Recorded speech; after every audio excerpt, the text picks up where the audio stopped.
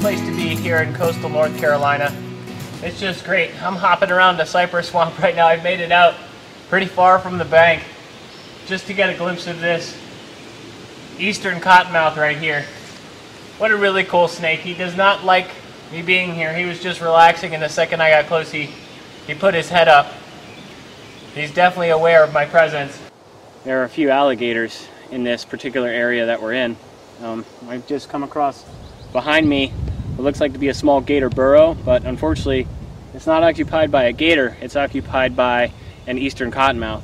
One great thing about Herping, coastal North Carolina, is that there's a lot of different habitats.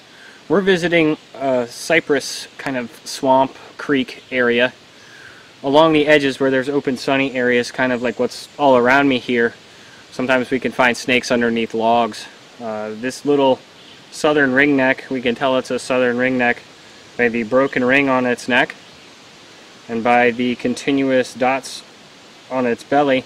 It's pretty damp along this creek, and a lot of snakes really kind of like to hide under cover that's damp, especially when they're in shed, because it'll help them get their skin off. Yes, rough green snake. Oh, and he doesn't even care. Oh, he's beautiful. Look at his yellow. Check this out, it's a rough green snake crawling through the marshlands here in coastal North Carolina. This is really awesome. He's really chilled too. Wow. It's a good size rough green. While the habitat of coastal Carolina is very good for reptiles, there's also a few amphibians that call this place home. In my hands I have an Atlantic coast slimy salamander. It's a relative of many of the other slimy salamander species and very similar to the ones that I have back home in Maryland. However, this species doesn't have quite as many white spots. Alright, one of the really cool things about the coastal Carolinas is we get an abundance of carnivorous plants here. There's a lot of sphagnum bogs where these plants like to grow. Here in front of me we have the yellow pitcher plant.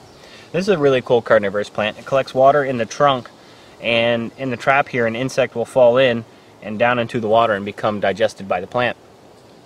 One of the plants I was really hoping to see out here was the Venus flytrap, but I haven't had much luck. They've become increasingly rare out here due to poaching and loss of habitat.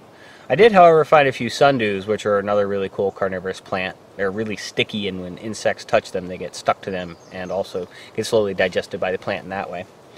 So this is really cool. I love finding this stuff out here. It's really great, but I think it's time to go try and find some more reptiles and amphibians. Well, it's really been a beautiful weekend here in coastal North Carolina. Unfortunately, the dip in temperatures and the cold front that came through really reduced reptile and amphibian activity here in the springtime. We got to head out, so be sure to stay tuned, like us on Facebook, and stay tuned at KMuchHairProductions.com to catch our future videos.